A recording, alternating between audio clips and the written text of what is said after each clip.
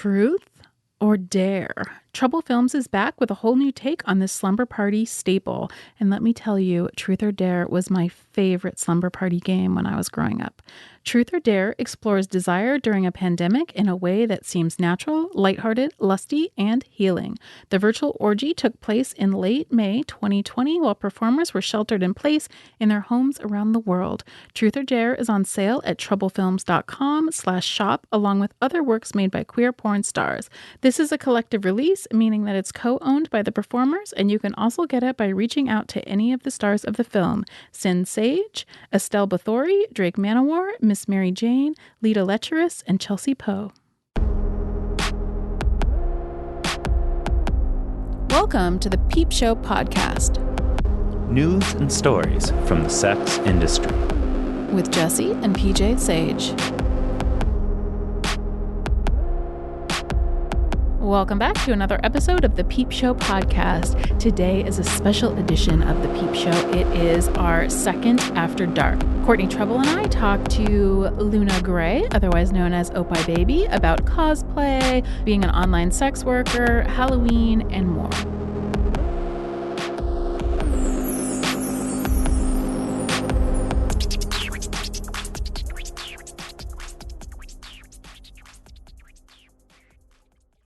Hey, I'm Adrian, one of the hosts of After Adult Podcast. My porn name should be Mozart Fremont, but you probably know me better by my actual porn name, Siri. I'm Rachel, but my porn name would be Woody 16th Avenue. After Adult is a podcast about life and porn. I don't actually watch porn. I don't really watch that much porn either. I probably watch more than you, but I mean, most of the time it kind of would feel like going to work on my day off. You 100% watch more than me, because I don't watch porn. Find us wherever you get your podcasts. Just search for After Adult. Or visit afteradult.com and follow us on Instagram at afteradult. Hello, welcome back. I am excited about this episode. Courtney Treble and I are co-hosting it, and it is another edition of our After Dark. And not only that, but it's a special edition. It's a Halloween edition. So we have Oppaibby with us, and we are so excited to talk to her about her costuming and her camming and her clip making and all the work that she does behind that. And then also just to do our regular After Dark thing, our new regular tradition of After Dark, which is just to chat with each other about life and work. And so we have that coming up. I'm going to keep this intro kind of short and sweet because we talk for a while, and I want to give space to that, but I'll give a couple of announcements. So the first announcement is that it is Halloween week, and that means that it is sex worker party time. So we have this episode. Last week we talked to Felicia Fisher, and you're going to want to go back and listen to that because she talks a lot about doing kind of the crossover of horror and porn that you should really listen to if you've missed that. And also on Wednesday, we're having a Peep Show Live event, which is also on Cosplay. That's going to be a panel, so it's a different format than this one, but it'll be at 4:30 Eastern time. And you can check out our website for that, peepshowmedia.com. The other announcement that I wanted to make is that we have partnered with the Oldest Profession podcast and Caitlin Bailey from that podcast, and we are putting out a special episode with them in December about coming out. So right now, what we want to do is compile stories from sex workers about their coming out. So it's not going to be a traditional episode where we interview people. It's going to be like the COVID episode that we did, months back. So if you don't remember that, that's worth checking out. What we want are sex workers to send in audio stories. So you can record this on your iPhone. You can record it in voice memo. You can record it on your cam microphone. It doesn't matter. We can take any sort of audio file and turn it into a file that's usable for our podcast. But if you want to just talk for a couple of minutes about how you came out and what sort of impact that had on your life, we want to put all of your stories together for a special episode that we are going to run alongside the Oldest Profession. If you are concerned about your voice being connected with your stories, and I know that this is kind of sensitive because when we talk about coming out, we often talk about our families and kind of really tense interpersonal dynamics, you can feel free to have a friend read your story. You don't have to do it from your own voice. If you would like to give us your name and your socials when you do it, that's great. And if you want to remain anonymous and you don't even want to read your own story, that's fine too. We're taking any submissions from sex workers about what it was like for them to come out. Let's see, what else do we have? Those are the two main things that I wanted to tell you about, is that this week we have a lot of fun Halloween content. We would love you to come to our live event on Wednesday, and please submit your stories. If you want to submit a coming out story, you have a while to do it. We need them by November 20th to put out the episode in December. Let me think. Do I have anything else that I want to tell you about? I think that's it in terms of announcements for now. If you subscribe to our newsletter, you should have gotten a newsletter today that Courtney put together that has a lot of the cool content that we've put out in October. I have to say, we are putting out some great content in addition to the podcast. So Disco's been killing it with the reviews.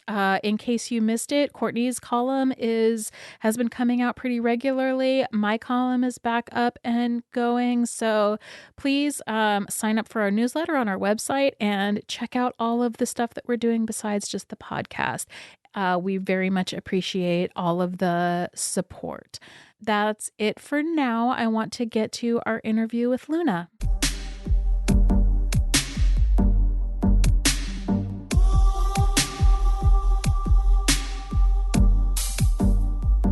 Thanks for joining us today. Jessie and I are dedicated to platforming sex worker voices and covering important political issues for those in the sex trades. But we can't do it without your help. If you believe in our mission, find us at patreon.com/peepshowpodcast and show us some love. We're also seeking advertisers to help us grow. Thanks for helping us make Peep Show happen.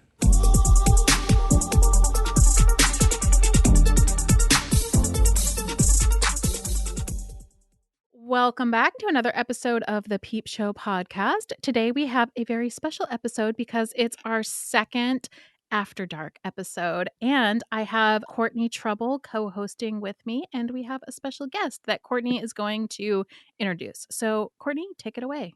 And here you are giving me a microphone again.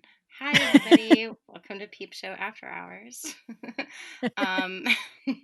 We're bringing someone else to the party tonight. Full disclosure, I subscribe to this babe on OnlyFans. Ooh, nice. I really like her content. So let me introduce Oppaibby, aka Luna Grae. Luna Grae has been in the industry for 2 years. She started off mainly as a clip maker, but has since expanded her content to include photosets and live streaming. She does these really cute thematic nights on Fridays that I want to ask her about later. Also known as Oppaibby, Luna predominantly makes not safe for work cosplay content. And she considers herself a cam girl, a cosplayer, and a content creator, so multifaceted. And Luna was nominated for Favorite Camming Cosplayer and Favorite BBW for the 2020 AVN Awards, and is currently up for Best Cosplay and Solo Performer of the Year in the BBW Awards. And we haven't even gotten to the 2021 fan voting yet. As we've seen on Luna's Twitter recently, the glow up, even in the past year, has been phenomenal. So we have a lot to talk about. Hi, Luna. Hi. Thank you so much for having me. Absolutely. Did I miss anything in that expanded biography? No, you covered it all pretty well, so thank you. We are so happy you're here. We will, just for the audience, remind everybody what our After Hours is. So we just started this new format. This is, like I said in the intro, this is our second one. And the first one was just Courtney and I. And what we decided to do was do a little bit more of a casual, longer form interview where we just talk about work and life and sex and whatever we feel like it. And we are super excited that Luna is joining us today. Mm-hmm. It was my pandemic birthday party. Let's be real. It was. Yes, that's true. And this one is our pandemic Halloween party. Yeah. Yeah. Always good. And I brought a little bit of a mind expanding drug to the party. I have coffee and I brought my bong because I was like, oh, this is Luna. I want to bring my pink glass bong. Oh, that's That, so yeah, cute. I thought you would like that. So, Yes. and in that, I have a little bit of sativa. I don't know what the strain is called. Sorry.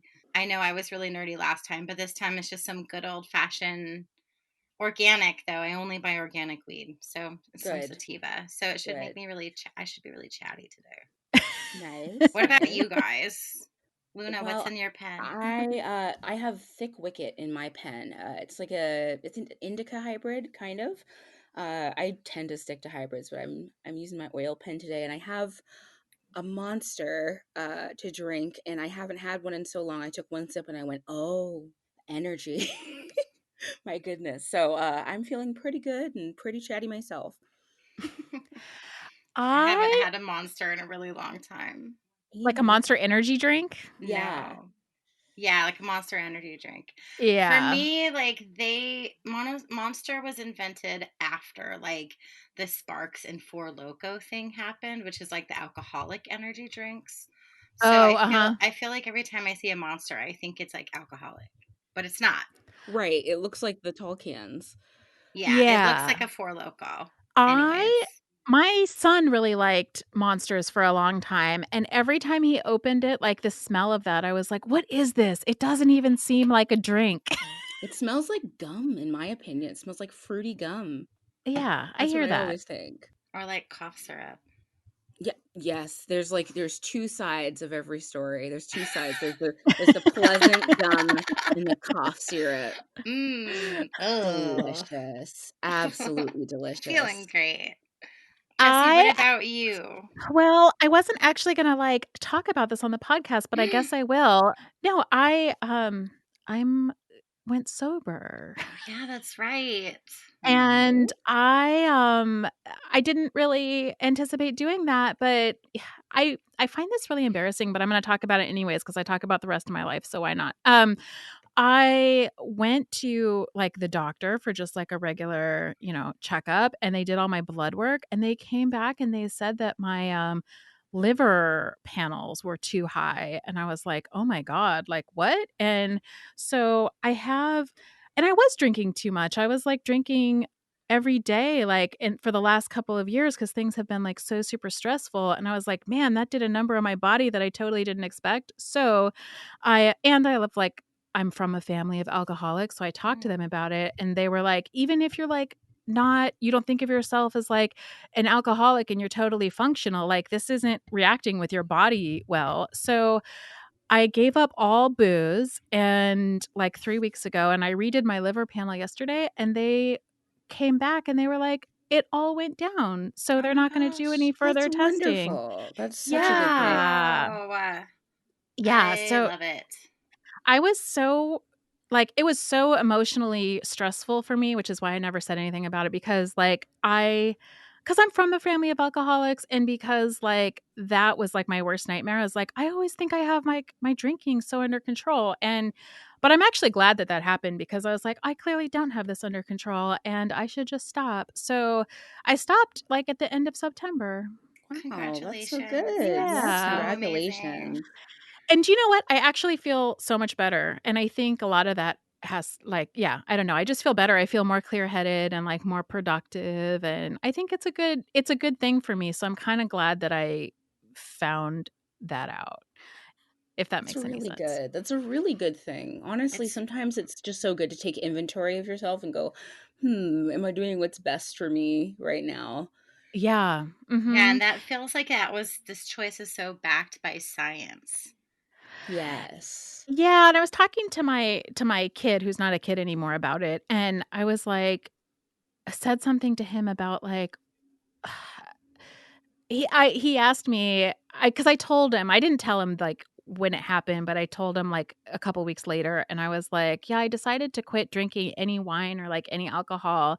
And he's like, "Is that hard for you?" And I was like, "No, it's not actually." And I think it's not because I was so, like, decided. It was just like, oh shit, I look at these like labs and I'm like, this is not good for me. I can't do this. And then I just decided to stop. I was so happy to this morning though when I found out that it actually made a difference. That's so nice. It's really Yeah. exciting to see progress in any field of your life. Yeah. Especially when like I never really thought of myself as somebody who like drank too much or you like misused alcohol, but like clearly that's not true. So I didn't either. So I haven't had alcohol in maybe almost like, I don't know, 9 or 10 years. oh I really? kind of have lost Yeah. track. I'm not like in recovery, so I don't know. Like I don't know Yeah. down. I don't really even know to the correct year how long it's been since I've had alcohol. But for me, it was a matter of like things felt like everybody around me felt really messy, and I was just like overwhelmed. So I said I was going to take a 2 week break. Uh-huh. And like by the time I hit like day 4, I was just happy. And it just felt Yeah. so obvious that like the break was never going to end. So, yeah, so I feel like it's been like 8 or 9 years. I'm still on my 2 week break. It feels like a really permanent Yeah. it feels like a really permanent decision. But it's personal for everyone. And Mhm. I don't identify as sober because I smoke weed every day. That's how I get through. Yeah. Same here. Yeah. I don't drink, but I definitely smoke. I've never really been able. I've been served one drink in my life and I couldn't finish it. Oh my gosh, really? So yes, I was at a dinner Wow. and it was like crushed ice, and I drank maybe maybe a millimeter of it down, and then all the ice melted, and the bartender was just looking at me, and I'm like, I'm sorry. I need Welch's. I need juice. I'm sorry. Yeah, I've never been able to drink, but I have definitely been a consumer of Satan's kale, as I like to call it. The devil's lettuce. Yes, indeed. I've Yeah, and I never noticed that a lot of people who are currently in their 20s don't care for alcohol. I'm I've noticed that 38. too. We are from different age. I think we might all be from different age groups. Yeah. That might be true. But I've noticed a lot. I went on tour like a couple years ago and like ended up at a house party, which it's just been forever since it's been since I was a young kid since I went to a house party. So here I was at a house party in a small town, and everyone Mhm. was drinking La Croix. Oh my You guys. god. La Croix. Oh my And I god. was like, why are you drinking La Croix? And they were like, well, we just don't want to get too drunk. So we like drink it in between our drinks. And I'm like, you guys are the most responsible kids I've ever seen. And I was just like, almost started crying. I was like, what? Oh You my guys are god. spacing out your drinks? I don't think I've gone to a party and seen anything but La Croix. I live in the Pacific Northwest, so like La Croix Okay, is yeah, this was in the Pacific Northwest. king. Up here, like I don't know anybody who doesn't just have it in their house, in their like and anywhere. I'm just like, Oh, what I on do. earth? Yeah. I love it. Do I we like the pamplemousse? That's my favorite. Pamplemousse is my favorite. I just like saying pamplemousse. So does PJ. No, but the Pamplemousse LaCroix is my favorite. Pamplemousse. Pamplemousse is what I say. Pamplemousse. Pamplemousse. How are you Pamplemousse. supposed to say it? I don't I have know. Pamplemousse? no clue. Pamplemousse?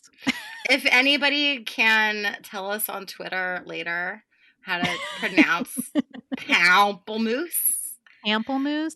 Pamplemousse. we will give you a free link to my OnlyFans. Yes. I'll show please help you us. my pamplemousse. Ooh. Fair trade-off. Are we all on OnlyFans? Can we talk about that for a little while? Yeah, let's talk about Yes, I'm on absolutely. OnlyFans. I'm on OnlyFans. I am as I well. feel like I have a very small amount of OnlyFans, but I still really like it because it seems to just be the handful of people who want to have little discussions with me. Mm-hmm. And they're like, hey, I like want to ask you a question, or like, can I chat with you about some stuff? And I'll be like, yeah, if you're on my OnlyFans, I'll talk to you. I love being able to say that to people, to give them a space where they can speak to me normally, Mhm. casually, and just be like, here, there you go. Completely. You guys are nicer than me. I do not like engage in a lot of chit chat on OnlyFans, but that's Well, you're because a phone sex operator. You I charge per know. minute. And then per volley. So I'm like, you can go to my Sex Panther or you can go to Night Flirt. And you know what I have done on OnlyFans though, for people who don't want to do that, is I give them like an half an hour or an hour rate, like where they can tip me and then I'll have a conversation with them on OnlyFans. But yeah, it's a different model, I think. Yeah. Yeah. Do you do that, Luna? It depends on what they want. It depends on if they just want to chat about something casual versus a highly sexual conversation. So Mm-hmm. you Yeah. have tiers. Yeah, essentially I do. So like I'm kind of on a fanboy tier, which like I'll like buy a couple of your photo sets and I'll like It's so comment on your sweet. stuff and I'll like tip you every once in a while on top of what I'm paying monthly. So I Mhm. would say that's like I'm a fanboy. I just want to know what you're up to. So then there's like a tier after that, which is like they want to do sexy talk Yes. casually. Mm-hmm. Yeah, it's like sexy talk, or I have fans who are like, "Hey, I am either, without a girlfriend, or lonely during the pandemic, or I'm trying to learn more about myself and my fetishes." And they'll be like, "Can I talk to you about whether it be romance or sexual things from an education, like not like I'm an expert, like from a Yeah. self-education perspective." And that can be different. I consider that more casual. And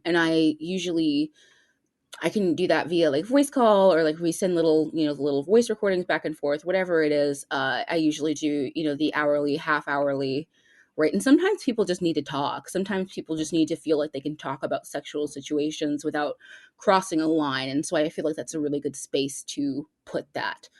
Yeah. Same. And I'm always encouraging, like, especially like queer identified folks, or like anybody who's like questioning their gender or Mm, sexuality. Like, I found OnlyFans to be a really like empowering place to actually like chit chat about that, because it's not the only thing you're thinking about. Like, it's integrated. I don't know. Again, not therapy. We're not therapists, but it does kind of help to have like some people to bounce around your ideas from time to time. Mm-hmm.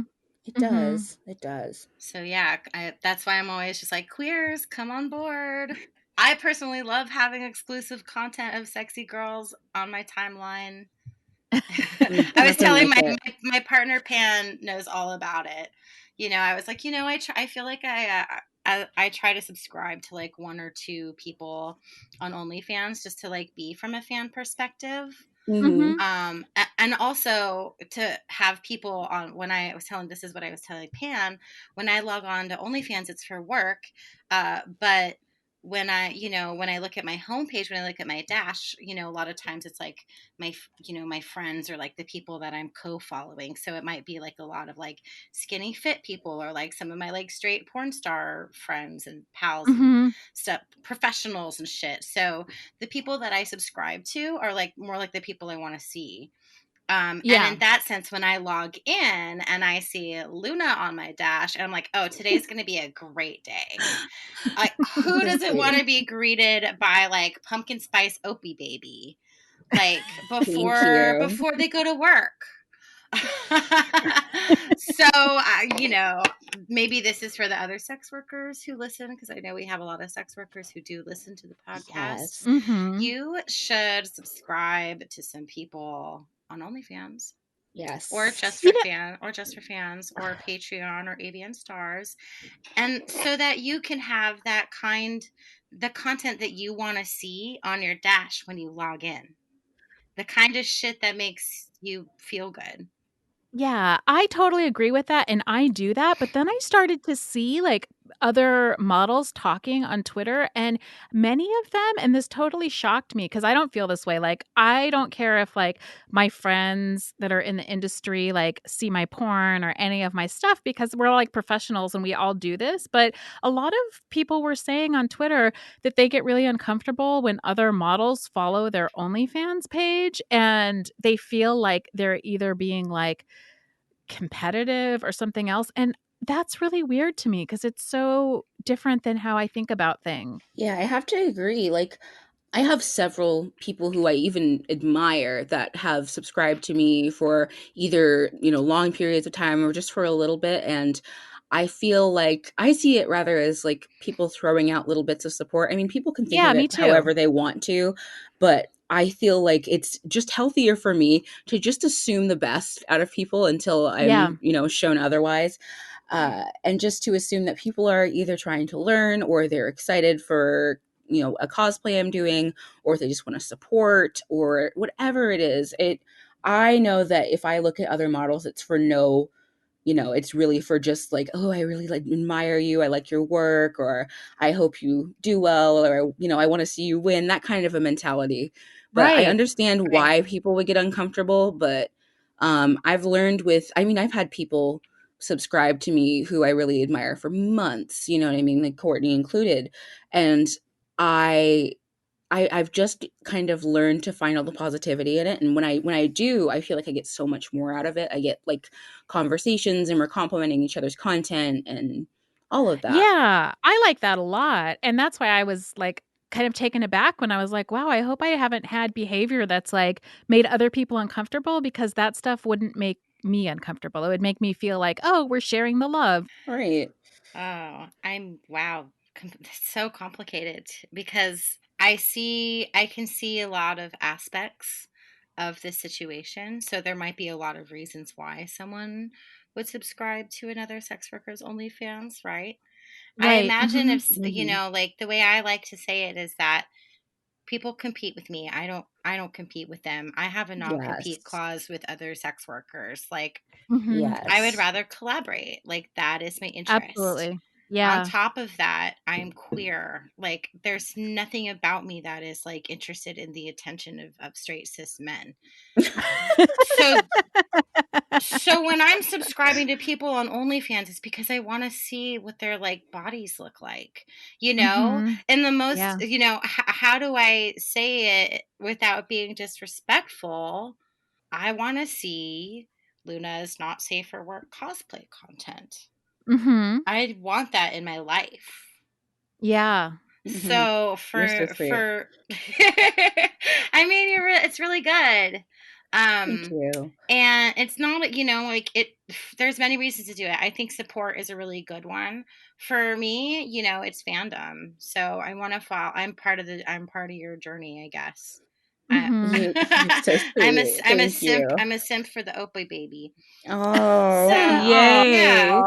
yeah, I'm so right cute. there. One of the last things I did, this ties into one of the questions that I had because I'm totally curious about, how you operate your business, and I'm sure a lot of Hmm. people listening are too. Is like you have these theme nights, and you have like this thing called the Love Club, and one month I like tipped $11. I didn't get anything, but what you did was you like put, my name on a butterfly and you put it on your wall. And something about that just made me feel like I was part of something, I still you have it Hmm. know? up, actually. I keep all of my, every month, I keep all of my things on another wall I have, and it's just covered with every month's Love Club. It's my favorite thing to do. You've got to like make sure you're documenting, like taking pictures of that stuff just for Yes, your archives. yes, So I definitely plan on that. explain Yeah. what you do. I want to hear about this. Yeah. So I want to hear about your thematic nights and your love clubs. Yes, and Love Club is actually going to be getting this month a video and a photo set, which I'm very excited about. And I themed nights, I feel like that is the number one thing that I have done that has brought consistency to my live streams, if that makes any sense. Hmm. If I come out with a new theme, my fans are excited. They haven't seen it either in a while or they're excited for something new. Usually I'm wearing something new. I have new toys or something. And I spend about 4 hours online and we just talk, we hang out, they tip, and we have goals. I try to set it up like traditional camming, except I do it through OBS and I design and post on my video my own tip menu, and there's varying levels of lewdness that can happen. But I find that my themed nights are so fun because nothing is ever exactly the same. One night you might be able to tip for either your name written on me, or another night you might be able to tip for me to die, like roll a giant dice, like to just take a giant dice and roll it and you win something depending on what number it lands on. I feel like it keeps it interesting, but also it keeps me on my toes. It keeps me doing something new. And I feel like it helps people to continue to want to come. I notice the numbers growing because, some people come and I talk about it, and other people's come and they talk about it, and it kind of just grows that way a little easier. And I've had a lot of fun doing it. Yeah, now I that's guess cool. a part of me is like, oh yeah, I am really interested in your organization skills. Like I am gleaning some information from following your OnlyFans. I hope that's okay. Oh, that's fine. That's fine. It's like, if I didn't watch other people and what they were doing, I wouldn't have learned anything about the industry. I wouldn't have Oh, learned anything. how So, did you teach yourself all of these things? there are some things that I've carried from, past lives I've lived and past things I've done. For one period of time, I made costumes for a living, and another period of time, I was a graphic designer. And Wow, so cool. those skills I get to hold on to, so I can still sew Yep. things, or I make all of my own graphics. I make all of my own imagery. I had to do photography for another period of my life. And so I know how to color grade or take photos or light things properly. And those skills have definitely, some of them have started off rough and then grown with me being in the industry for, the amount of time that I have.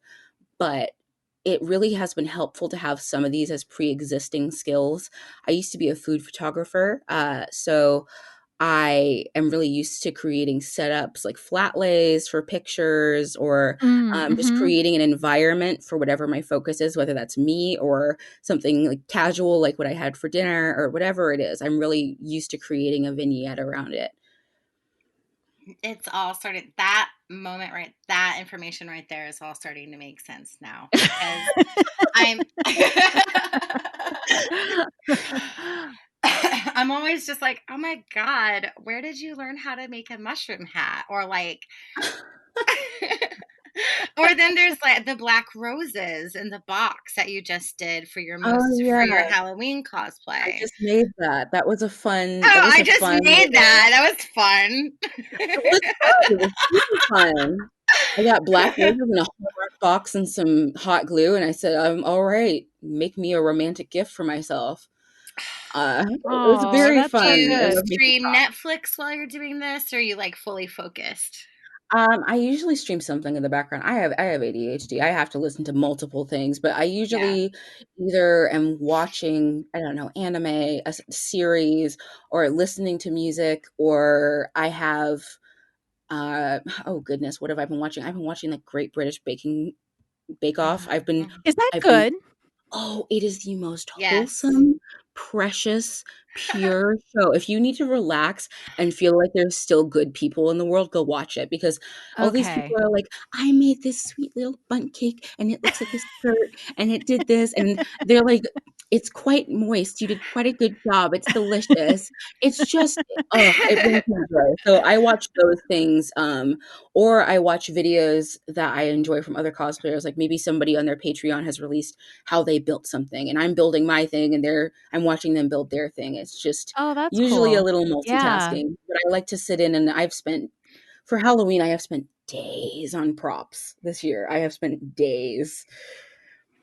So did you used to, before you got into this, were you I mean, I know you said that you did costumes, but were you really into dressing up like for Halloween and things like that when you were younger? Halloween has always been like my god tier holiday. Holy holidays. I used to, when I was a scene girl, I was a scene and emo girl. I used to go right after Halloween. Trust me, it was a heavy phase. I used to go right after Halloween to the store and pick up all This is the why we're 80% off friends. stuff. Oh my This is God. why we're friends. This is While it's like exactly why. 90% off everything, you're like, this Yes. is my yearly supply of black And lipstick. I was wearing freaking Halloween spider web lashes in the middle of the year. Like I was set up. I used to go back and get all of those things, and now I get all of my Halloween decor on sale. I'm very happy about it. But I was very much into that and makeup for a very long time. I used to wear rainbow eyeshadow to class and just everything. Like there's a full cloud on my cheek. My eyeliner is all the way up to my eyebrows, all of it, just craziness. And then for a while there, I really was so shy about cosplaying, but I wanted to try it so badly. I went to my first ever convention and I met some of my most favorite professional cosplayers. Like some of them now are my mutuals, which is so crazy to me. Yeah. But I was just like these young adults sitting there, and I'm like, I had no physical confidence whatsoever. So I didn't dress up and go out more than like once or twice before I started doing this. And I would never really commit to costumes for myself because I always just figured, oh, I won't look good in them. I'm not gonna feel good in them. And then when I finally got into it, I said, what have you been doing? What have you been holding yourself back from? What on earth? So I decided, I was like, I'm going to do as I am now, who I am now, what I look like right now. I am going to cosplay because that makes me happy. And that was the turning point for me. But I used to be very scared to do so. But I've definitely become so much more comfortable. Do you feel like making that decision and then just like getting out there as you are, did that really change the way you felt about your body? Everything about how I view myself has changed Wow. drastically. I Mhm. came from a job where I was essentially doing like 3 jobs and getting paid for one of them.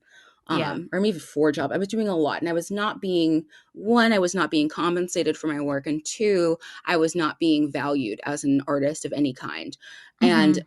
so I went from there to a space where I could value myself. I could put my own, I could price myself however I wanted, and it Yeah. would make me happy. I could put in however much work I wanted, and that would make me happy.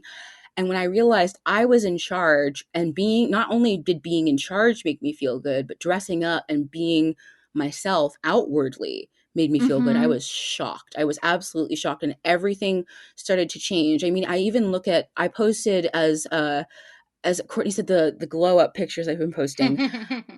I had like the photos of one of my first Halloween, I think probably the first Halloween photos that I ever took versus a similar cosplay I did this year.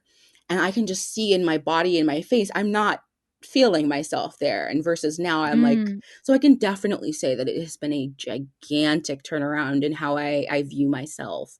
What was it like to start to do sexual content too? I was ready. Yeah. I was ready. I turned 18. I had friends who were cam girls. I had, all of these. I grew up watching The Girls Next Door, which if you don't know is like Oh my God, I love that show. yeah, the Playboy reality TV show. And Mhm. I saw them do their nude photo sets always.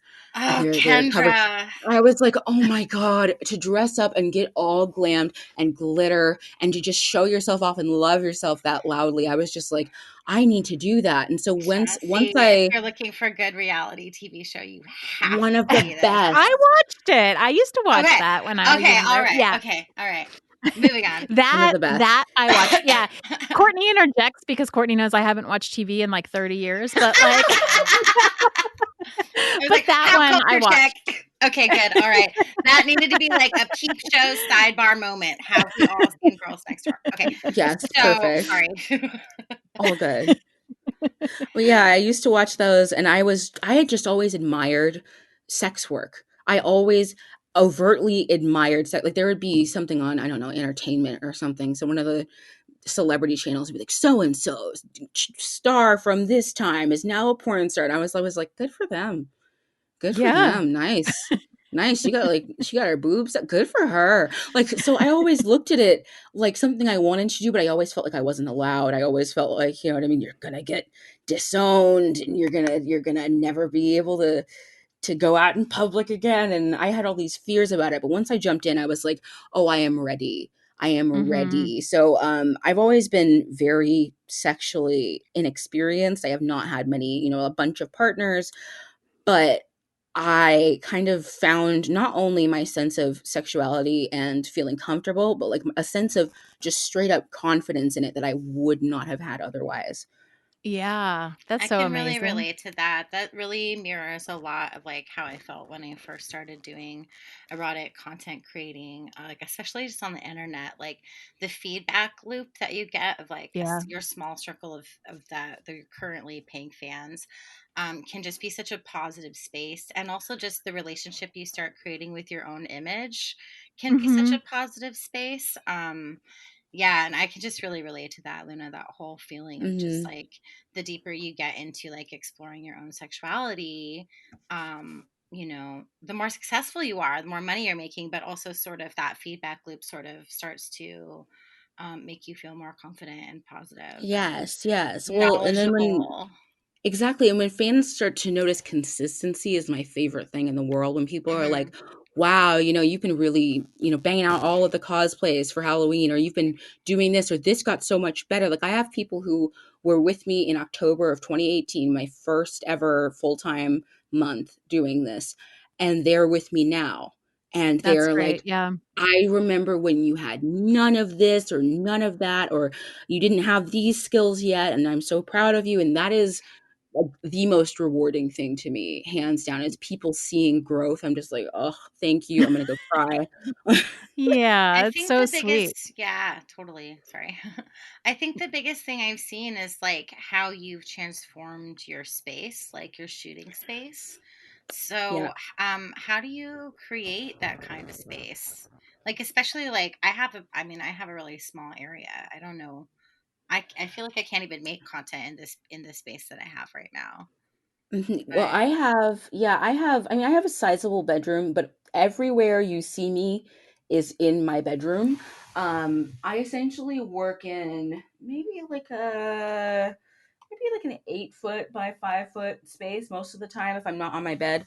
Uh, but I created it. I looked at when I was first even getting into wanting to be in the industry, but not even dipping my toes yet. I used to just have campsites with girls on shuffle. And if I'd see a background that I'd like, I'd stop and I'd just be like, wow, I love her room. But then when I started being in the industry and I realized I wanted to change up my space, I went back to that and I said, what do people do to create not only like reusable space, but an efficient space for themselves to Mm. create? What Mhm. do people do storage wise? And I noticed, some people hang their paddles on the wall. And I was like, oh, is that like for decor? And I realized they're not going to crease if I stick them up there. I just have to stick them up there by their handle. Perfect. Awesome. Yeah. And then I Mhm. realized a lot of people have these curtain lights and they make a really pretty background, but what is it missing? And then I finally saw a cosplayer who had put them with some sheer curtains. So I ran out to the store. I like ran out to Target and I got just the cheapest possible curtain rod,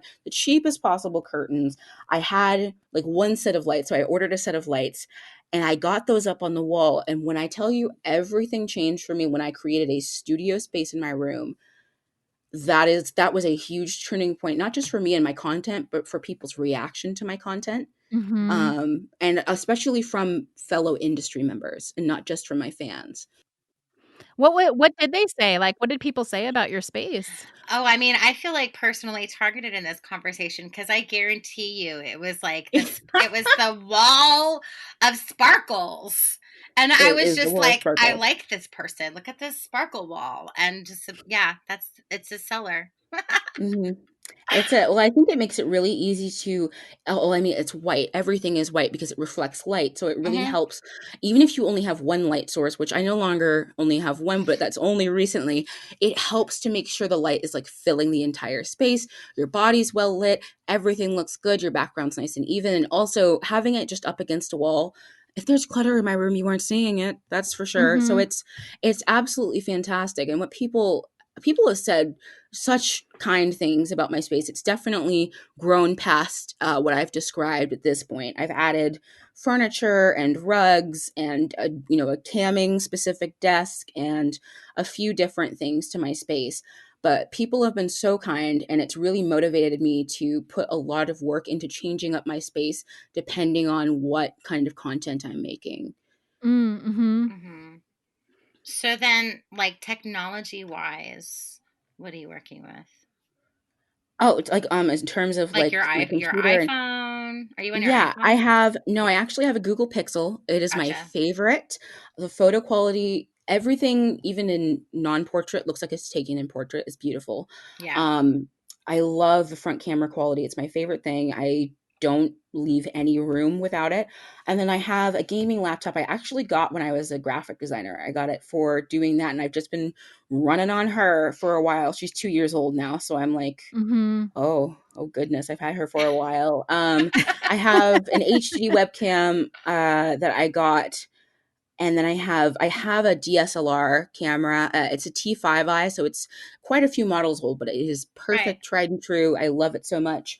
I do 100% of my editing on my iPad, and Oh, that wow. sometimes surprises people. Awesome. It is. I have the capabilities to do it on my computer. I have Adobe, but I just have an app on my iPad, and it does it so easily and perfectly, and I feel like I have so much control over the clips and what they do, and I'm able to do edits like where I clap my hands and my clothes come off. Still, like I can do edits like that still on my tablet, and that's such a nice What thing app to do be you able to use? have. I use Video Leap. I used to use a different one, but Video Leap is my favorite as of right now.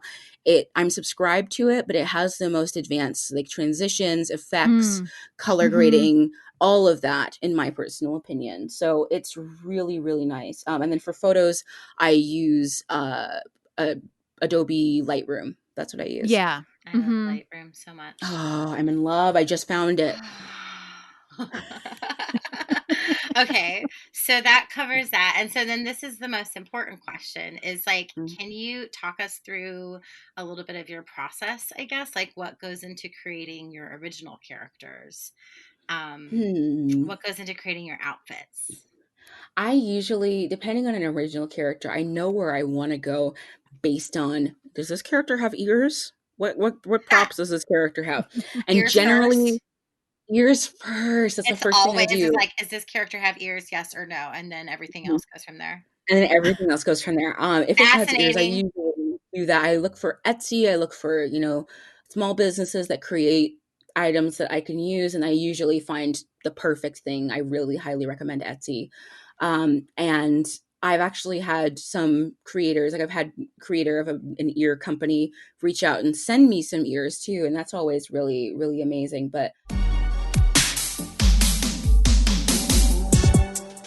Now is a good time to hit the pause button and head over to our Patreon at patreon.com/peepshowpodcast. Even $1 a month shows us that you care and want to see Peep Show continue to thrive. Also, you can help increase our reach with a review on iTunes.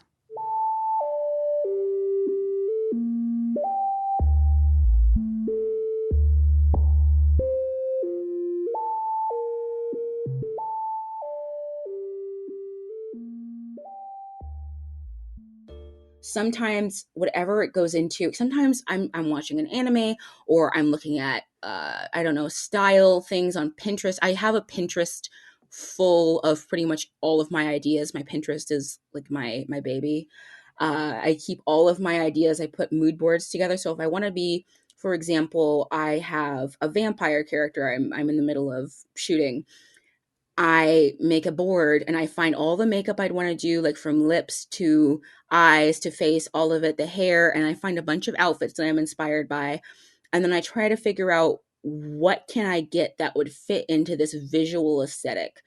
And then I go hunting for clothes, hunting for accessories, hunting for what do I have in my house. Luckily, this time I had vampire fangs in my house. So I was like, all right, perfect. Like they're full, like little adhesive individual vampire fangs. I'm like, are these left over from my Twilight fate? What are these from? But I just I had the phase. I you'll went to you'll court. find that like 5 years from now, 10 years from now, you'll open up your caboodle and it'll just be like all vampire fangs, and you'll just be like, Just watch. "Great, here's my vampire fang collection." That's me with my wigs. That's me with like I That's my have like laundry is 50 wigs. overflowing. I have 50 plus wigs. I don't even know Oh how it my got to this gosh. point. I Wow. have I want I so wigs. many. I've definitely had a few wigs, but I always have a hard time with storage and like preserving them. So I was just like, you know what? I'm done with this. I'm gonna have to find some other way to deal with this hair. I need to get a I have hat a rack. condition, so a hat rack. Yeah, really hat smart. racks, domed hat racks, apparently. I need to get one. I still haven't been able to get my hands on one, so I have them currently. I keep the bags they come in and I keep the net they come in, so I just put them back the way they came to me, Mm. Yeah, essentially, and I you're just store them. responsible, like most people. I mean, sometimes they end up thrown over my ring light for a night. What Let's be what what real. I do is I get the wig and then I try it on and then I realize that I've thrown away the net and the bag before I throw it away. I see. I've been doing that for quite some time though, so I understand. I understand. It I'm took a while to better get with here. clippy ponytails. I Like love clippy ponytails. when I first started doing sex work in like kind of like in the outside real world, where I couldn't just like Photoshop more hair, which I do all the time. No shame in that, not at all. I had a few phony ponies that I would buy and like clip them in the back of on my head, on top of my head. I had like jet black hair at the time, so I had this like real goth, like Biddy Page Elvira look going to me. I And love that it. kept going on until I was doing a pull trick. I was upside down. I was a little slippery. I fell, and mid fall, the falling wasn't the worst part. The worst part is that my phony pony flew Oh off my my gosh. head onto the glass of the peep show. If it had been a real strip club, it would have Oh. hit the guy in the head, but no, it was a peep show. So he was staring at me and masturbating. And then all of a sudden, this gigantic Oh my pony god. hits the glass It's in front just of his like head. And I just kind of had to crawl off the stage. that takes Grab My Pony to a whole new level. Like that I don't need is to get in a fight to lose my wig. right. Well, that's the thing. Don't. It's I just can like just lose it myself. exactly Thanks. swing it around a couple times. That's me if I don't pin them down. Um, but that wasn't cosplay. That was just, well, maybe it was me cosplaying as a real stripper at a peep show place. Honestly, They just it wanted to could see be. my pussy. Who What was can I who can doing in blame the them? pool? I feel like digital sex work is, I mean, it's a complicated place, but I feel like it's a preferred environment for me, who's like, queer oriented, kind of like shut in. Mhm. Even when Same. I liked to go out, I really only went out when there was like a queer, like kind of event that I really wanted to be at, or that was part of my Right. scene. Like, because I was definitely part of a scene. I was also a Mhm. Mm-hmm. scenester when I was your age. Um, My gosh. and, but otherwise, I mostly like to do my sex work online because I feel like I can create a lot of boundaries that relate to like my gender and sexuality. Yes. Do you Yes. have any thoughts about like your like sort of like the intersections between like doing your creative work online and also doing sex work online that Yes, you're willing to share? because Because we have an audience of like fans and models, so all like, good. Perfect. I think that for me it's the best balance because doing a little more on the scene setting side maybe makes it easier for me not to have to do anything that makes me uncomfortable. I feel like it adds another facet to it. I mean, it's definitely complicated.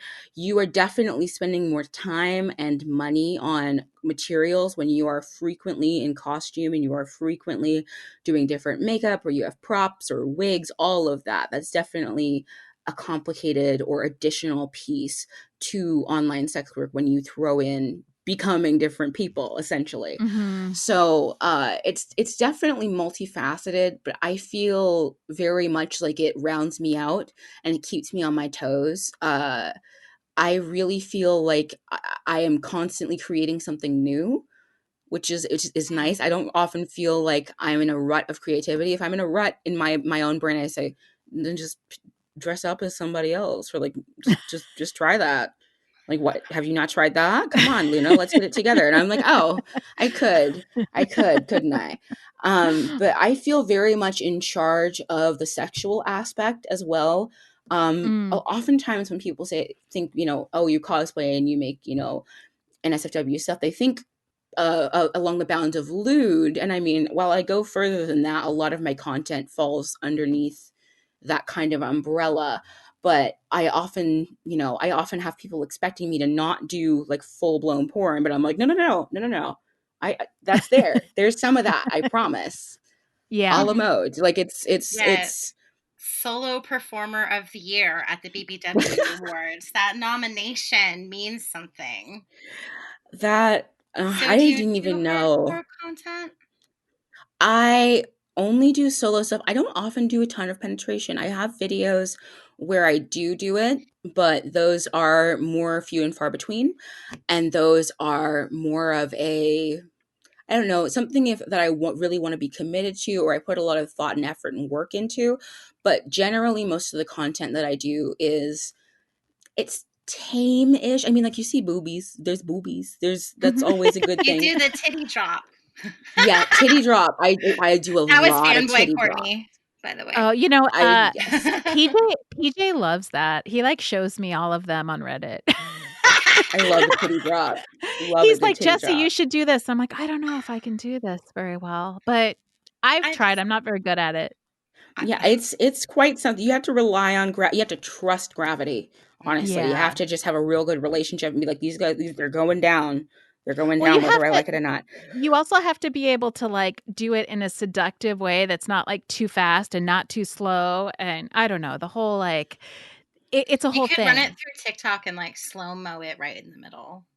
Oh, I I did that swear. once actually. Not in I need to TikTok. do I need Not to in get my TikTok, but on my slow-mo phone. thing in my apps. The slow-mo. Yeah. Yeah, I knew that talking to Luna, we would learn a little bit about some of the newer technology. This is great. Why? Slow-mo, Because we're old. video leap. Well, and this, Yes. it's not just that we're old, it's just that everybody is constantly asking, like in the panels, every class I go to, everyone's like, what do I use to edit my videos? Right. And Mm-hmm. like, how can I do this on my own? And, Right. Right. I feel like one thing I've noticed about Luna, like, is that, we are in the middle of a pandemic and things are really insane right now. But here's somebody whose business model is completely like dependent on what they're able to do by themselves. Yeah. Mhm. Mm-hmm. And like being completely independent I know for me has been a saving grace this year. Mm-hmm. Yes.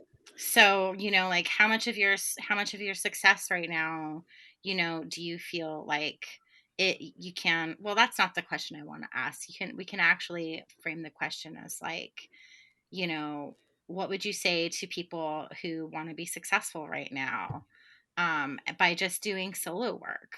I'd say stick to your boundaries. That's the first thing. If you want to be successful, like, the first part of it is being consistent. And if you're constantly pushing yourself into a space where you're not 100% comfortable, it's hard to be consistent.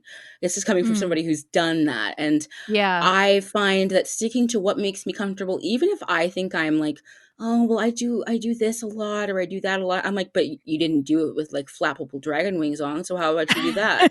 And I'm like, oh, you know what? I didn't think of that. How about that? So that's one of the parts of it. And then also, I think that maintaining a good balance, this is something that I continue to struggle with every day, a balance between rest and work. That's one thing, Mm-hmm. because when you're most rested, or you're most taken care of by yourself, you're going to be your most either productive or successful or positive, whatever it is you're going to need to get through your day. And then also, I think making lists or planning ahead, it feels really hard to plan for the future in this particular time for anything.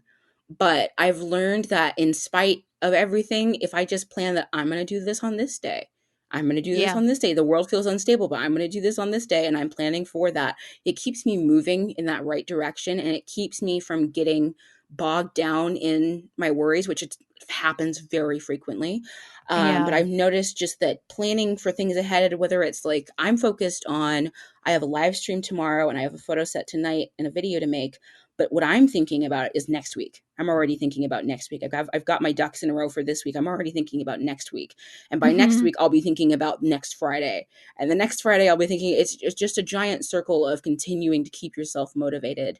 But also, Mm-hmm. one thing I'm learning is just like, if you focus too much on comparing yourself to how other people are thriving during a pandemic and during an unprecedented time in our history, especially financially, it will steal your joy. It will absolutely steal your joy. And the way that I have gathered my sense of joy and my sense of feeling accomplished and my sense of feeling positive about my work is I've stopped comparing myself to people. And when Yeah. I'm looking at other people, I ask myself, am I going to compare myself to them, or am I going to admire them for who they are? Mm-hmm. Because that makes me, I can still consume their content, I can still enjoy them and support them, but it just makes me take inventory and I say, am I doing this to, rag on myself, or am I doing this because I enjoy their content? And Yeah. sometimes it's important to say, if you're ragging on yourself, take a step back. You know what I mean? Focus on Mm-hmm. you, really do Yeah. something that you're proud of, and then maybe you'll be in a better space. But a lot of the key right now is to just be really self-aware, to keep Mm-hmm. yourself in check in how you treat yourself. Like, it is Yeah. so hard to be kind and good to other people, to your fans, to any of these things if you're not good to yourself. So Yeah. those are definitely some things I would suggest to anybody who's looking to be consistent, successful, happy, all of those things right now. That's like Yeah. such good advice. I know, it's really good advice. I was thinking the same thing. That audio clip, feel like I'm gonna repeat over and over and over and over again, Oh, just to you're so like sweet. remind us why we're all here. Well, we're all here. Like, at the end of the day, I have fun doing what I do. Yeah. I have Mm-hmm. fun. And at the end of the day, if you're not having fun, add something in there to make sure you have fun. I don't get, maybe you need to dress up as a clown for a little bit with your titties out. Maybe that might be it. Who knows? But do something that would stretch you in a way that would make you happy. I just feel like that's such an important thing to stay in touch with. Mm-hmm. It Yeah. really is. Yeah, because this is, I mean, part of the reason that a lot of us go into this work is so that we can do like creative work on our own terms. And Mm-hmm. if we forget that and we forget how to uh eke out like joy and excitement over that, then we're kind of missing the point, I think. Mm-hmm. Mm-hmm. Definitely. Hmm. Absolutely. That like last moment was so good. I like don't have any other. I have no other questions. Well, let me ask you this, like, what do you think, what have been the hard things for you on this like journey in cosplay sex work? I think one of the hardest things is learning to separate what people might think of your cosplay from what you think of your cosplay, because it takes a Mhm. lot of Mm. work and blood and sweat and tears to get it done. Like, to build a full costume takes a lot of time and effort and love. And sometimes someone might have, a stick in their britches and not enjoy it. And it's really important to be able to, instead of projecting what they're saying onto yourself and onto your cosplay that you've put love and work into, to hold on to why you made it in the first place, to why you did it in the Mm. first place, why you chose the Mhm. character, all of those things before you hold on to what someone else says. And Yeah. especially being, I am a Black cosplayer, and oftentimes people are like, that character, I see this so many Black cosplayers, that character isn't Black, and it's that's a very common thing that's said. And so it's really important. People always say, you have to have a thick skin, but I think that even more important than having a thick skin, because we're all human beings, is that you need to be able to have self-talk is what you say to yourself surrounding a situation, whether it's upset you or whether it stressed you out, any of those things. And that's been the hardest thing for me, is figuring out what kind of self-talk can I do rather than Mhm. just being, wallowing in the way it makes me feel. How can I talk Mhm. to myself about this? And you said you had a mood board at one point, right? Too I have I have a vision board, a vision like board. I have a physical vision board, and then I have Pinterest full of probably about a That's it. hundred different boards. Yeah. Yeah, full of 100 or so different boards of character ideas, design ideas, Well, and it's also just with therapeutic as fuck when you start to like maybe get lost in like identity politics, or like questioning what's real all online, or like what people are thinking of you of versus what you're making. It's nice to have that. your artist statement kind of on standby for yourself. Yeah, well, and Mm-hmm. sometimes I like right before I take my photos, I always go back and I either add more or I really study all the things that I've put into a mood board or a vision board for my particular shoot because every single photo shoot, no matter how small, has a board. And I go and I reconnect with what has inspired me to do it, and that sometimes I realize has kind of launched me into doing it with more self assurance. Mm-hmm. Yep. Like, That did I yeah. check all the boxes? Did I go beyond? Yeah. I I used my bong once, you guys. That's it. Oh, because you got lost in our conversation. It was No, really good. It was really good. okay, good. I mean, like these things are like the cosplay thing is not. I'm even bad at Halloween costumes. Like I've spent most of my Halloweens, sort of in my professional life, like over in Berlin for the Berlin Porn Film Festival. Oh, uh-huh. Ooh. And since we can't travel because we're dirty Americans, thanks. Um, Indeed. here we are, which is great. So I haven't had very many opportunities as a grown up to do like Halloween and especially like sex work Halloween. I feel like sex work Halloween has like it's like its own holiday. It It really is. is. It's a month of just madness in the industry oftentimes. Yep, and we're in it, and especially, and I guess Yeah. this kind of like the whole. I wanted to ask you about like GFE and also like sort of this like the way that with being a solo performer, you kind of end up your co-stars are kind of almost like your fans sometimes. Yeah. I think like the relationship between like model and fan or like muse and like viewer voyeur Mhm. is really different than it is for someone like me who mostly does like girl or people scenes or whatever. Hmm. So I guess you have a different relationship with your viewers than a lot of other like porn stars do. Yeah. And I'm curious about like how you balance, the creative content making that's like really exciting and also like sort of the day-to-day aspects of like being like kind of an online sex worker or like I've seen that you do like GFE themed nights. And like Hmm. how does like the services you offer how have they changed like since like people have started doing lockdown sessions and like do you feel like you spend like an equal amount of time doing like online sex work one-on-one versus like content creating? I feel like I definitely content create more than I do a lot of one-on-one interaction. I just have not like a premium snap, but I have a snap that just my OnlyFans members can message me on.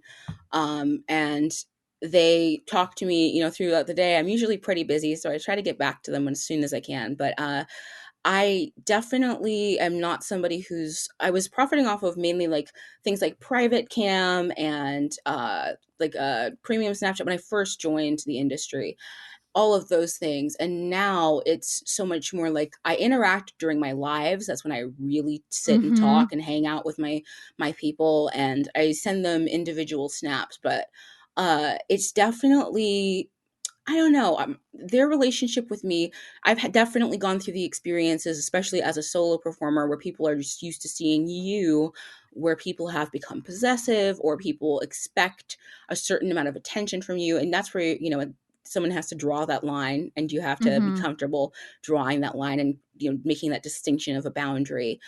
But I've also had a lot of people who just really enjoy me. A lot of them, do take into account that I make everything myself, and Mhm. they really respect that. And I get a lot of them who want to know how I do it or want to know what it's like. And it's really, I feel like I'm sharing my work experience with them very frequently. Like I'll message them and I'm like, look, I just spent 3 hours doing this whole face of makeup or whatever it is. And they're like, ooh, what's this for? And, that's exciting. But pretty much all of my interactions are based around what am I up to? What am I doing? What am Mhm. I creating right now? And people are usually waiting for the next thing, which is quite exciting for me as well. But I absolutely think that it's very different being a solo performer entirely. I don't have any content out with Mhm. anybody, nor will I most likely. I really enjoy it. Honestly, I'm such a perfectionist that I really enjoy being able to be the only person I have to rely on when it comes to my job. Mhm. Yeah, we all have different experiences, I think, because I do most of I mean, I work with other people as well, but the vast majority of my content is with my partner that everybody knows, that works with me. And so it's like impossible for clients to project their like fantasies of being my partner onto Alone me in the with you. same way. Yeah, Yeah. yeah, that must be really different. I haven't even thought about that because I that's pretty much consistent for me. It's constant. Being, a not only a single performer but a solo performer, Mm-hmm. and having people just be like, "Oh, I wish you were my girlfriend. You'd make such a good girlfriend." And sometimes I choose to be like, "All right, I'm gonna cook some salmon tonight and post extra pictures of that." So because wifey material. And other Yeah. times, I really make sure that I'm keeping my boundaries as healthy as I Mhm. possibly can. So there are times when I really, I don't mind playing into it, and there are other times when I really want to make that distinction. Yeah. Mhm. Do you say something like, I'm glad you enjoy my wifey themed content? You can tip extra if you want to play along, but this is a game. Like, is Right, that how essentially. you, as like if Um, you were, like a newer sex worker and you really needed to lay that boundary? Because yeah, if I I were to do lay that feel boundary. like my fans have gotten lonelier and lonelier the past couple of months. Yeah. And we were talking, I think we've been on some Twitter discourse about like therapy and sex work recently this Mm, past month, and I've been thinking a lot about like how can I best show up for my clients without like getting too many details, I guess, getting too involved. right, Mhm. And I've right. been in the industry for 20 years and I still feel like I have a hard time, being like, this is a game. Do you want to tip me $100? You Right. know? Right, right. Like I feel like I try to make general statements continuously now that I've kind of established my boundaries. I've been doing this for 2 years, and I just try to reinstate, in my lives or casually, you know, like, "Oh, you guys are, all like my group of people that I feel, loving towards, and like a sense of camaraderie." I try to really create a community aspect so it doesn't feel like Like someone's a like, "Oh, one-on-one? we have a Yeah. perfect connection and we are destined to be lovers." And I'm like, "Oh no." I get so much No. less of that when I promote a community aspect. I have a Discord, and then everybody who comes to my lives, they all know each other. They all like to participate in edging me with whatever vibration toy I have. So they call themselves Mhm. edge lords. Oh. I love them for it. I just love them for it. There's a sense of just community. They all greet each other. They all say bye to each other. It's very, very friendly. And I feel like when people have not just me to come to, but like a little pocket of the internet to come Yeah. to relax. Like Mhm. I have fans who are like, "Oh, I can always have a crappy week, but Friday is my favorite day. Best day of the week." And I'm like, "Oh, that's so precious."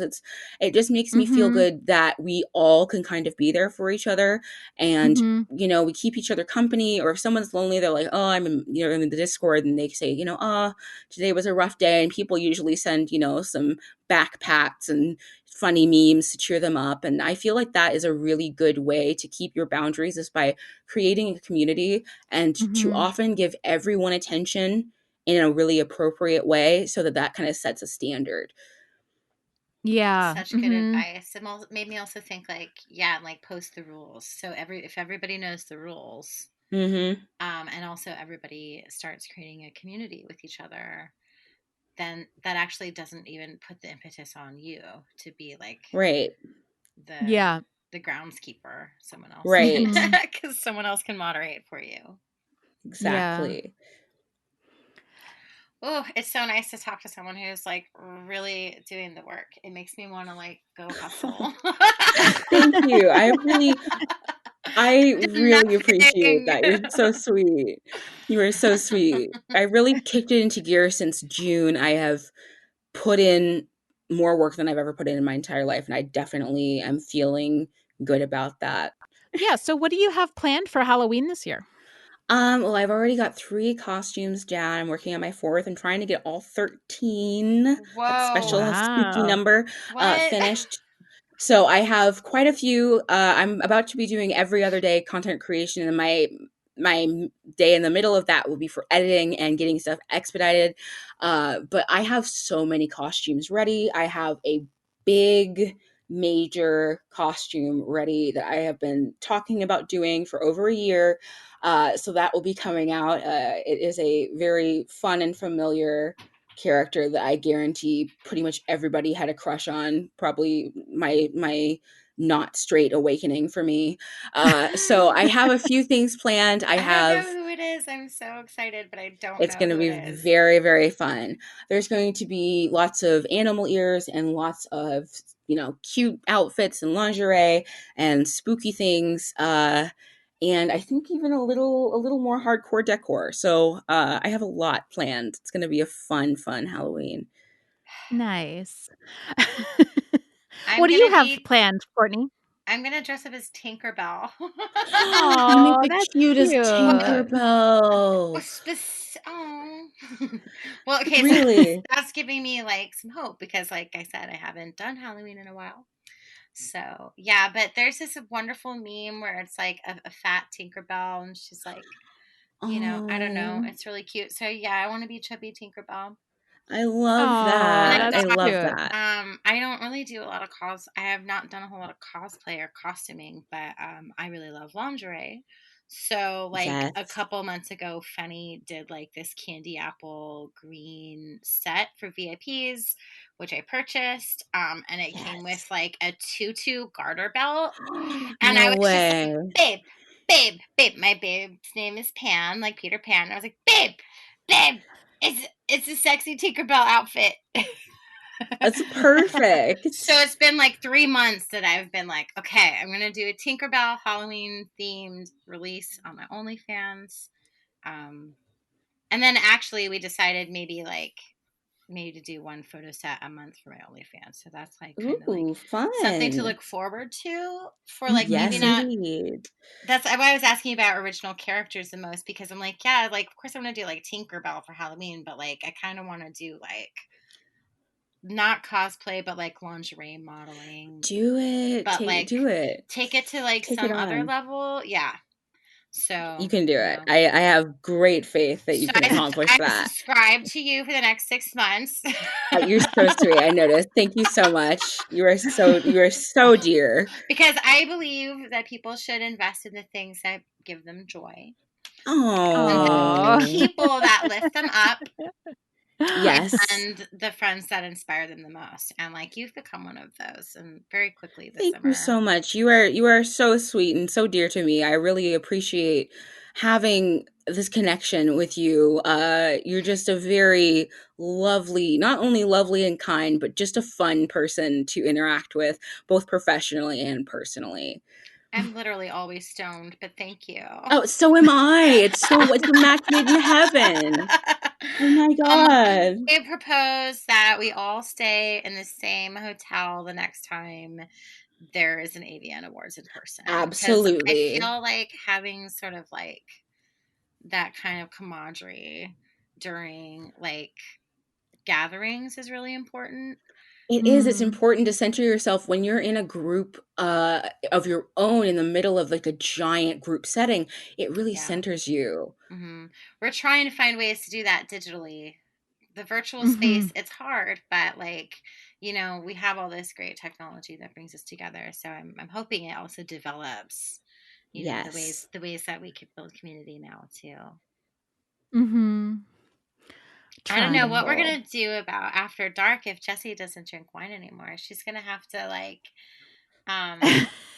have to like run a marathon and then No, Do then some have deep to endorse stretching. a endorphin rush. I'm Oh, here for or the you could after do the dark. hot. You could do the hot sauce Ooh, challenge. spicy things. Oh, Have you yeah, no. seen that guy's show where he like interviews Yes, celebrities with the hot various ones. hot ones? Oh my Jessie, goodness, we're I'd gonna have lose. to make you do the hot ones. Oh my gosh.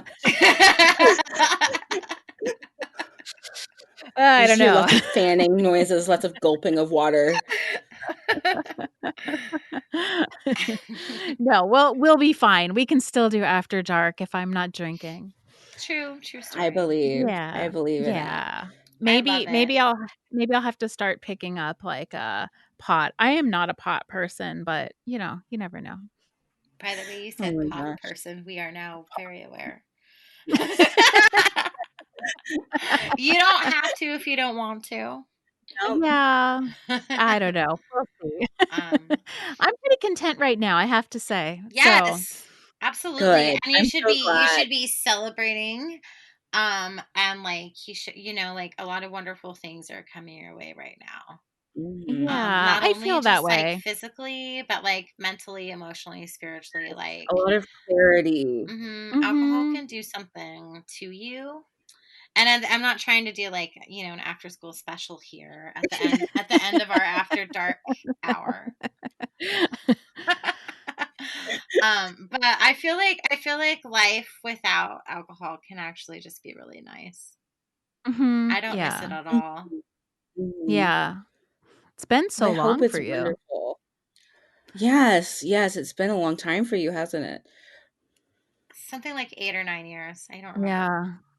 Yeah. Yeah. No, I'm really like feeling good about it. I'm feeling good about the whole thing. So, and I'm just kind of feeling good because this is this weird it's actually like a strange thing I'm experiencing right now because the world is like in so much turmoil, but like PJ is better now. Like Mm-hmm. Mm. he's regained like health after a really long time of being really sick. Like I'm feeling better. Like our life is kind of regaining some equilibrium. Like Peep Show is like Good. happening. So I don't know. I can still be grateful like during Yes. this time. So for the things that Yes. are working inside my house I'm glad. and inside my mind, inside my house and inside my Yes. mind. Both Inside houses. our bedrooms, Yeah, that too. Yeah. Absolutely. inside our cosplay studios, everything is Exactly. all right. Yeah. Everything, Yeah. yes. My favorite thing to say is, as of right now, I am okay. Yeah, Yeah, exactly. yeah. Yeah, 'cause that's all we can say, really. Yep. Every time you Yeah. get a spirit orb in Zelda Breath of the Wild, they say to you, may the goddess smile upon you. Oh, right. Yes, may the goddess Celia smile upon you. I've been Ah, neglecting all of my shrines, so I just beat Ganon, and then I don't know anything about video games, so why can't I go back into the post Ganon world all of a sudden? They want me to fight Ganon again? I don't understand. I give up. I have no I don't clue. know. I'm in the I don't same know. place. It's the first time I've ever beat Zelda though. Ever. Yes, I've been same playing that here. game for 28 years. Oh my gosh, that's commitment. I had a Super Nintendo. That was my first Oh console. wow. Wow. So much ahead of me. I'm so behind. I'm just starting on the Switch. Really? I mean, Well, I I played also just I PC, got the but Switch. yeah. I got the Switch this year. A fan bought it for me. Oh, oh, But that's that's the sweet. best. I did the Nintendo, I did the Super Nintendo, and then I skipped, and I had a Game Boy, but I skipped Nintendo 64. I skipped the Nintendo, like the DS. I don't understand that one. Um, so then I had the Wii, and then I had the Wii U, and now I have the Switch. Like I love Nintendo. The growth. I love it. That yeah. So again, like I think the first thing I would ever truly cosplay outside of a Halloween costume would be Kirby. Like I'm dead serious. Oh, They yes. are my hero. I love Kirby. They're Who's your great. Nintendo hero aside from Kirby? Because obviously Kirby is the one and only. Goodness. Kirby. I love Link. I love Link. Link is my favorite. He's I know. he's tried and true and consistent. Fighting Ganon all summer has been really cathartic. Like Ganon really feels like Trump, and like to like inhabit the Link body for the summer has been so good. Because Perfect. I'm just like I'm gonna go kill some Bobakins right now. Yes, I gotta go get the goblins. I'm I gonna go gotta get go them. get the goblins. Tess, do you like Okay. any video games? Yeah, I like Super Mario Brothers. Ooh, you have more patience than Yeah. I do. You like That's what play Candy Crush. I do like Candy Crush, which I know is like It's a a mom classic. game. You could cosplay as a gem Ooh, you I could could. do that. or like a No, fruit. You could cosplay as a strawberry. Oh, Oh. we could buy you the strawberry dress, and you could have a strawberry hat. And then Exactly. just like red lipstick, pink cheeks. Mm-hmm. Perfect. All of Yeah. it. Freckles. Strawberry freckles, strawberry seed freckles. I Yeah, can see it right. now. Perfect. I can see it now. I can see it. No, I got into Candy Crush, and my kids made fun of me, and they were like, "That's a mom game," and I was like, "Well, I'm a mom, so who cares?" Exactly. When you're a So, mom. yeah, then you can play Candy Crush. Then you can play Candy Crush. Exactly. You get your card. I've Right, always right. loved like the Bejeweled style of games. Like Oh, yeah, absolutely. all the time playing that on a Motorola. Oh, Yeah. those days. All right. Well, we should probably wrap this up. Luna, do you want to tell people where they could find you? Yes, you can find me on Twitter at Oppaibby, OPPAIBBY, and Oppaibby.com as well. That's where I have all of my content listed, and Oppaibby.video is where you can find my clips. I'm also on Instagram. If you want to find me, just search my name. It's the same pretty much everywhere. That's smart. There's like a million different ways to like tap into the fandom. Then. Yes. Yeah. A bunch. But Oppaibby.com is probably the best. You do your Friday night theme nights on OnlyFans. Yes, I do. Good to know. That's where I do them. Well, Yeah. don't go anywhere. We love you. We adore you. Yeah. Thanks for doing this.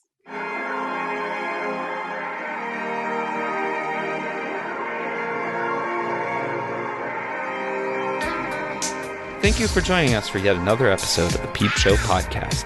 I'm PJ Sage, and you can find me on Twitter at PeachSage. And I'm Jessie Sage, and you can find me on Twitter at sapiotextual or at jessiesage.com. We would like to remind you that we have a Patreon account and would appreciate your support. Please visit patreon.com/peepshowpodcast. Our music is courtesy of Joe Kennedy. The show was produced by Jessie and PJ Sage. Signing off. Have a great week.